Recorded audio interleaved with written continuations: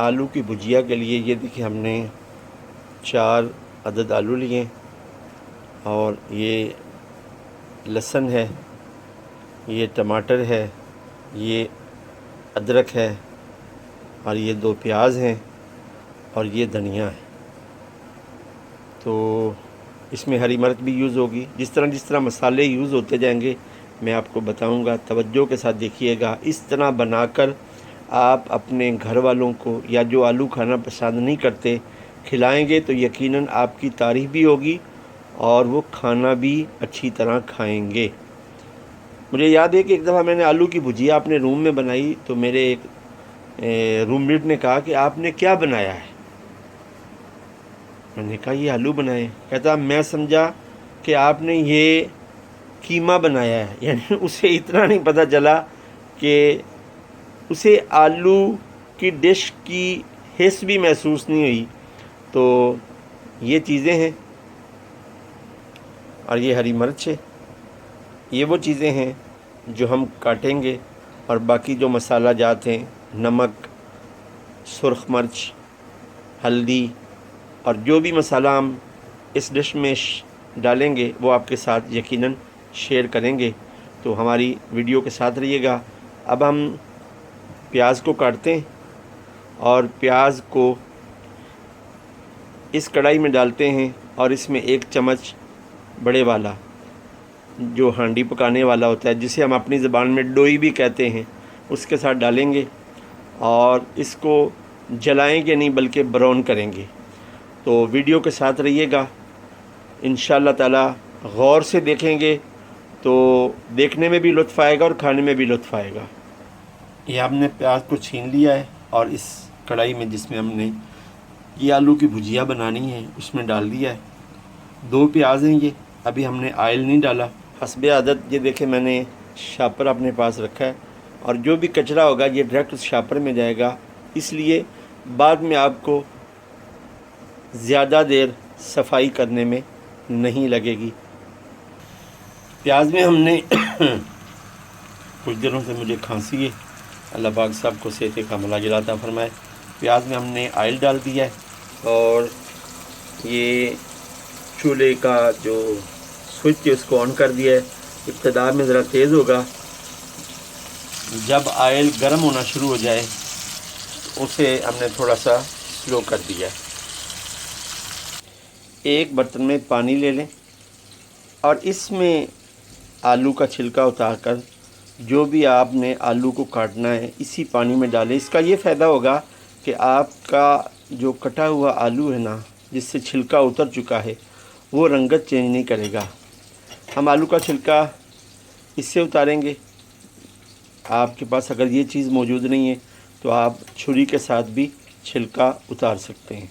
जी मैंने आलू के छिलके उतार के उसी बर्तन में छिले हुए आलू डाले हैं जिसमें मैंने पानी डाला था। फ़ायदा मैंने इसका मैंने आपको बता दिया है। अब मैं इसके कतले करता हूँ। और कतले किस तरह करने हैं, जिस तरह गोलाई में जिस तरह ये आलू छिला पड़ा है ना, आपने इसके कतले जितने पतले करेंगे, बारीक करेंगे, हंडिया आपकी जल्दी बनेगी और मज़ेदार बनेगी। इस तरह आपने आलूओं को काटना है। यानी जब आप आलू का छिलका उतार लें छुरी की मदद के साथ या किसी भी आले की मदद के साथ, इस तरह आपने, और जितना आप इसको बारीक कतले बनाएंगे ना उतना जल्दी ये हांडी बनेगी। हाँ, मैंने जल्दी को जल्दा कह दिया है यार, मजाक ना उड़ाना, उर्दू में थोड़ा सा फिसल जाता हूँ। ये अपनी ज़बान जो मादरी में उसमें तो बहुत मज़ा है ना, लेकिन उर्दू बोलने का मकसद ये होता है कि लोग कहते हैं जी उर्दू बोला करें। जो हंडिया में हमने आयल शामिल किया था उसमें फिर हमने कटे हुए 2 प्याज शामिल किए, वो ब्राउन हो चुके हैं। ये देखिए मैंने एक टमाटर काट कर, तो आप टमाटर का पेस्ट भी डाल सकते हैं और टमाटर को ऐसे काट के भी डाल सकते हैं। मैंने 2 हरी मिर्च बारीक बारीक काट कर कूटे बग़ैर इसमें डाला है, यानी कूटने की मुझे ज़रूरत नहीं रही। तो मैंने इसकी एक खूबसूरती भी हंडिया की बन जाती है और साथ साथ आपने लोई की मदद के साथ या चमचे की मदद के साथ जो भी सालन पका रहे हो उसको ऐसे हिलाना भी है कि ये साथ ना लग जाए। और जब लगने की कोशिश करें थोड़ा सा पानी डाल देना है। इसका ये फ़ायदा होगा कि मसाला भी जो है ना वो भी गलता जाएगा और बनता जाएगा। ये लहसुन और अदरक को बारीक नहीं, मोटा मोटा मैंने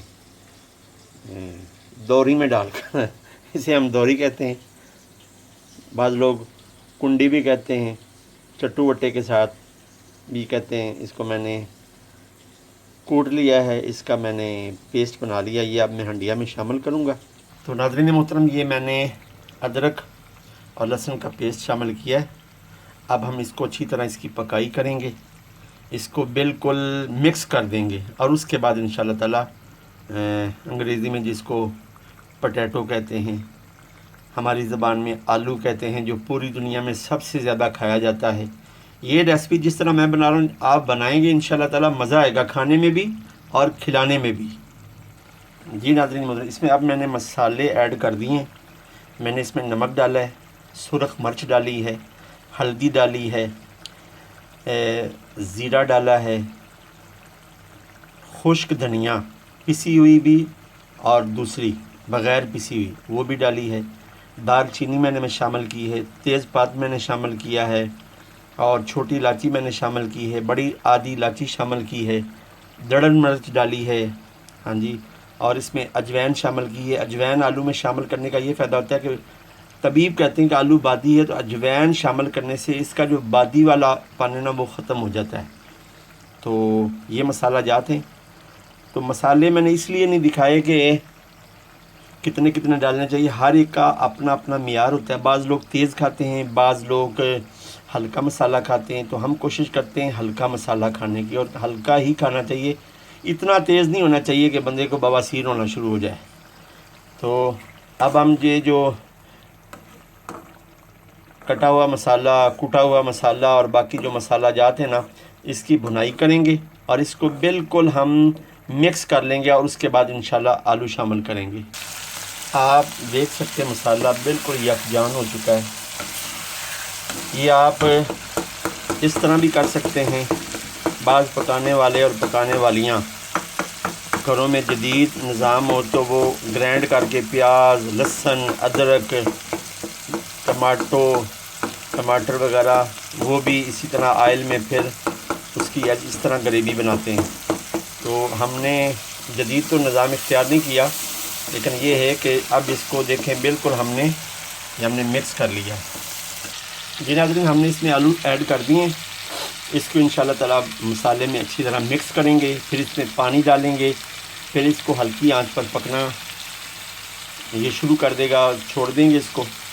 जब इसका पानी खुश्क हो जाएगा और आलू बिल्कुल गल जाएंगे ना, फिर हम इसको भूनेंगे और भूनने के बाद फिर इसमें धनिया डालेंगे। फिर इंशाल्लाह आज आपको डिस्प्ले भी दिखाएंगे। पिछली वीडियो में कुछ कमियां थी, वो हम इंशाल्लाह आज पूरी करने की कोशिश करेंगे। जो हमने मसाला बनाया था ना, उस मसाले की ग्रेवी आप देख सकते हैं। जितने हमने आलू 4 आलू काटे थे उसके साथ ये बिल्कुल मिक्स हो चुकी है। अब हम इसमें पानी डालेंगे। पानी इतना डालना है कि आलू अच्छी तरह गल जाएं।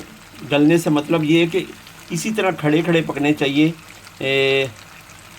वो बिल्कुल खीर ही नहीं बननी चाहिए, फिर इस हंडिया की जो खूबसूरती है ना वो नहीं रहती। मैंने तकरीबन 1 गिलास पानी डाला है इसमें। तो ये देखें वो पानी भी उबलना शुरू हो गया है।